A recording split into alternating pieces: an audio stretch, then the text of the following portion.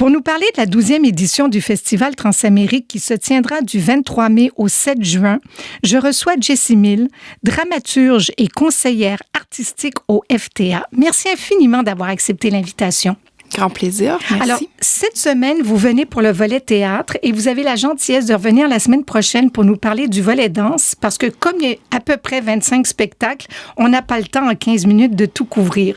Je vais tout de suite donner, si vous le permettez, Jessie Mill, l'info festival fta.ca ou le 514-844-3822 et j'invite les gens qui nous écoutent à prendre tout de suite un stylo et un papier pour prendre en note les spectacles qui vont les intéresser. Jessie Mill, depuis combien d'années travaillez-vous au FTA? En fait, depuis l'arrivée de Martin Fauché à la direction artistique, donc pour la dernière édition de Marie-Hélène en 2014, je me suis jointe à l'équipe. Et en quoi consiste précisément votre rôle de conseillère artistique? Alors, je fais partie de l'équipe de la programmation.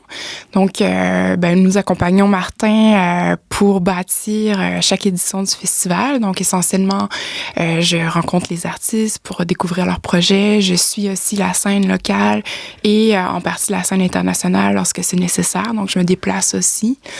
Et on échange, on discute. Donc, je suis une interlocutrice privilégiée, on pourrait dire, du directeur. Et par ailleurs, je m'occupe en bonne partie des activités et des terrains de jeu du FTA qui rassemblent tout ce qu'on organise autour de la programmation spectaculaire. Donc, autant des rencontres, des classes de maîtres, différentes activités qui servent un peu de trait d'union entre les spectacles et le monde dans lequel on vit. Parce que le quartier général du FTA est bien, bien important en saison régulière, donc du 23 mai au 7 juin. Il y a plein de choses qui s'y passent, mais il y a aussi des films, il y a aussi des classes de maîtres, comme vous venez de le dire. Et ça, je pense que c'est extrêmement important pour les gens qui fréquentent le FTA, parce que ce n'est pas que d'aller voir des spectacles, mais c'est de pouvoir aussi échanger avec des artistes de la programmation. Exactement, c'est de faire des spectacles, des déclencheurs, des objets à penser, des objets à débat. Donc vraiment, le quartier général, ça devient un lieu enflammé où on se retrouve, on discute, on échange, puis évidemment, le soir, on se lâche lousse pour faire la fête. Alors, plusieurs spectacles en provenance de différents pays.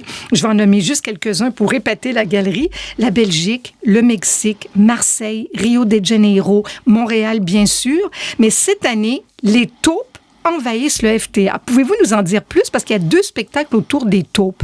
Oui, donc les fameuses taupes de Philippe Ken nous arrivent pour la nuit des taupes. Donc ça, ce sera le spectacle en salle, puisque l'autre activité, c'est plutôt une parade dans la ville.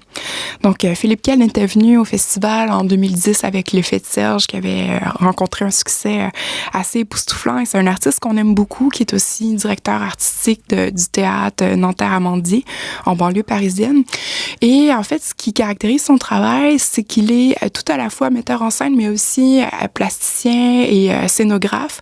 Donc, il pense l'espace, il pense l'univers de ces spectacles vraiment comme des objets très spécifiques où nous, spectateurs, sommes invités à pénétrer. Et dans ce cas-ci, vraiment, on entre dans le terrier de ces 7 taupes, un terrier qui se trouve à être un peu une métaphore de la condition humaine. Donc, c'est un univers qui est assez particulier, assez ludique, grotesque en partie. Les taupes démarrent dans une espèce de bungalow en carton-pâte qu'elles démolissent pour nous donner accès à tous les stalactites et stalagmites de cet endroit un peu étrange sous la terre. Et Philippe Ken préfère, je dirais, travailler dans les micro-fictions, dans les micro-événements, plutôt que de nous raconter une histoire, d'être dans la fable.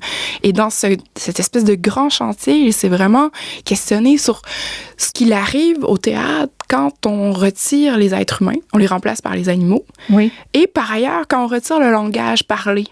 Donc, il cherche d'autres langages avec ces grandes taupes qui sont aussi des taupes musiciennes, puisqu'elles créent un trio avec la batterie, la guitare et le thérémine. Donc, et ce sont les mêmes qui déambuleront du bar chez Mado, prenant le souterrain du métro pour ressortir à la place Émilie-Gamelin pour terminer la balade dans la parade des taupes. Ça, c'est donc le 2 juin. Puis pour la nuit des taupes, ça sera à l'usine C du 3 au 6, un spectacle d'1h20. Il y a aussi une lecture qui se fera, qui m'intéresse particulièrement, autour du Lactume de Régent Ducharme, avec la comédienne Marquita Bois, qui aimait beaucoup, beaucoup l'œuvre de Régent Ducharme, et je pense que Régent Ducharme l'aimait aussi beaucoup. C'est une conception, collage et mise en scène par Martin Fauché lui-même. Ça se passe à la Chapelle Scène Contemporaine du 1er au 4 juin. Ça a déjà été présenté, mais vous décidez de le reprendre. Oui, en fait, ça a été présenté de manière peut-être un peu discrète pendant le Festival international de la littérature, le FIL.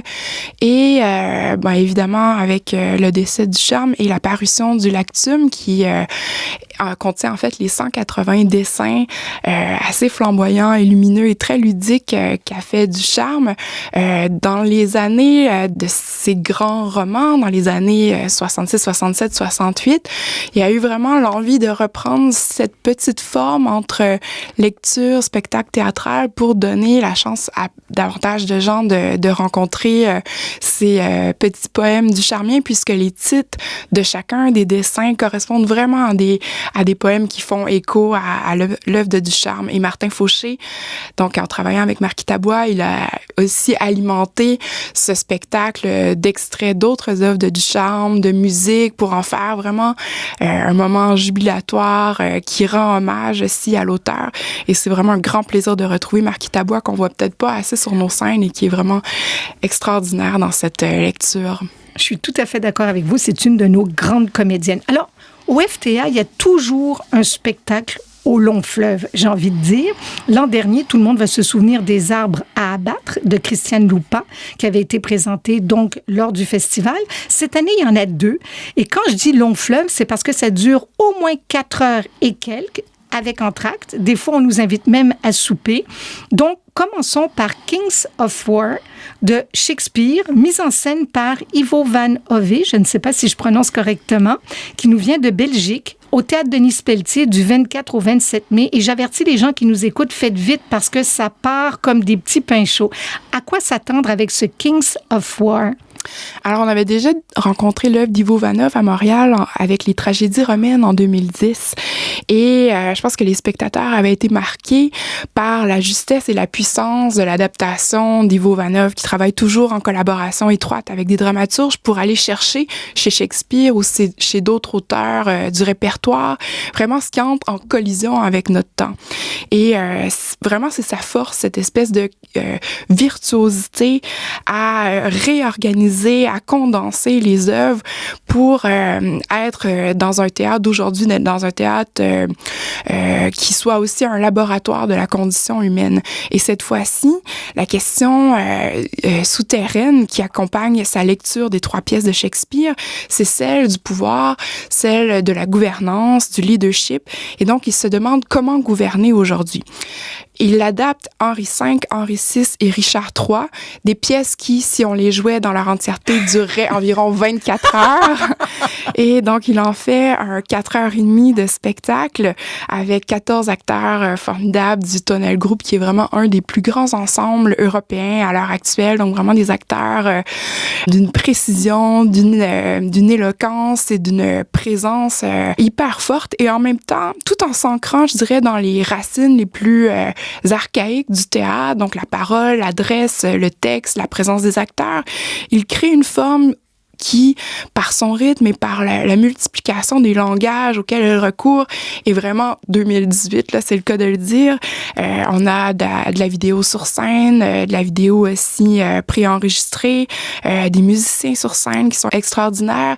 Et on traverse donc ces 3 pièces partant de Henri V, qui est le roi peut-être le plus moral, le plus pragmatique, en passant par le bigot, le roi de la religion, Henri VI, jusqu'à cet assoiffé de pouvoir qui est Richard III. Et pour rappel, ce sont 3 rois qui font partie de la même dynastie qu'Élisabeth II, donc ça nous parle. Et des critiques ont dit que c'était la première pièce de l'ère Trump, et je pense que c'est assez juste. Il y a aussi un autre spectacle qui est assez long, Pour Ama, au Centre du Théâtre d'aujourd'hui du 28 au 31 mai, mais j'invite les gens à regarder la programmation pour en savoir un petit peu plus sur ce spectacle, parce que j'aimerais enchaîner avec Non Finito. C'est un spectacle qui est produit par la compagnie interdisciplinaire Système Kangourou.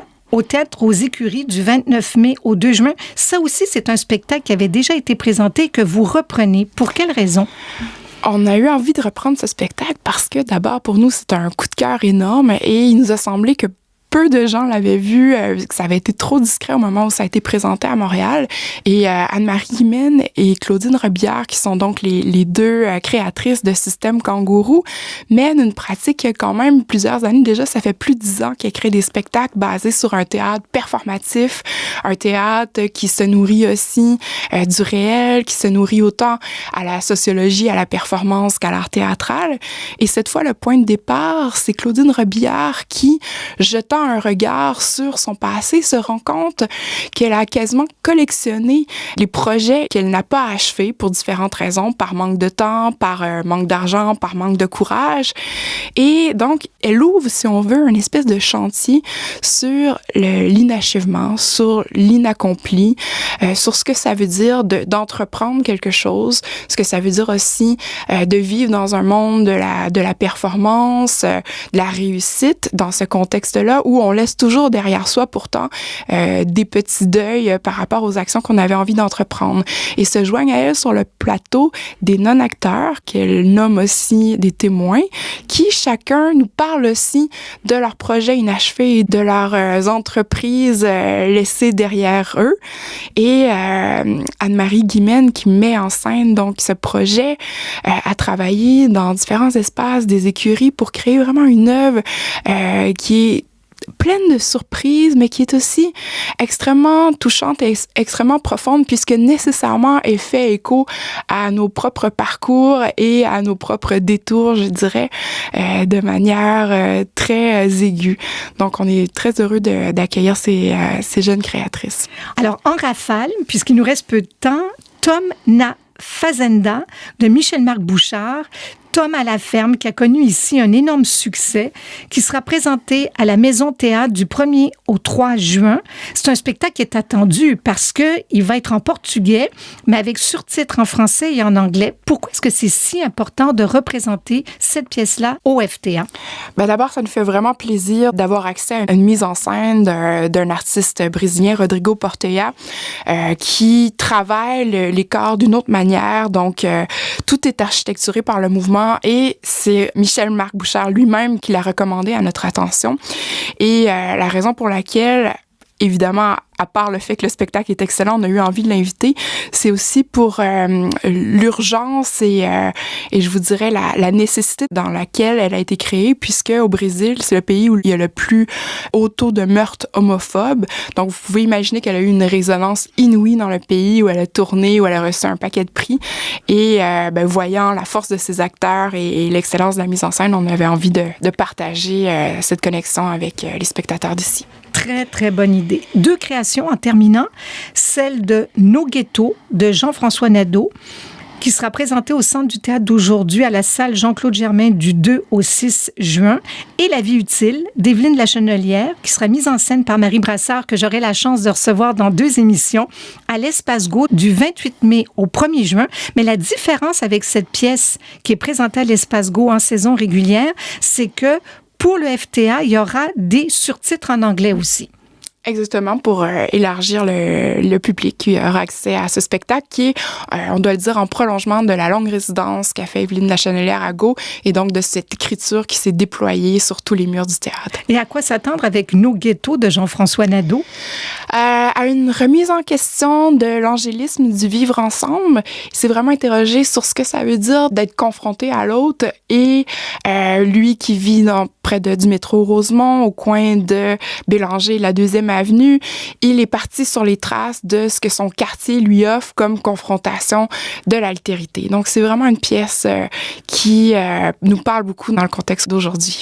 Jessimile, il y en a pour tous les goûts au FTA à chaque année depuis les premières éditions. Donc, j'invite les gens. C'est du 23 mai au 7 juin. C'est la 12e édition du Festival Transamérique. Martin Fauché en est bien sûr le co-directeur général et vous, la dramaturge et conseillère artistique au FTA. Vous avez la gentillesse de revenir la semaine prochaine parce qu'il y a un 2e volet, celui de la danse. Mais pour l'instant, regardez bien sûr le dépliant, mais aussi l'adresse fta.ca.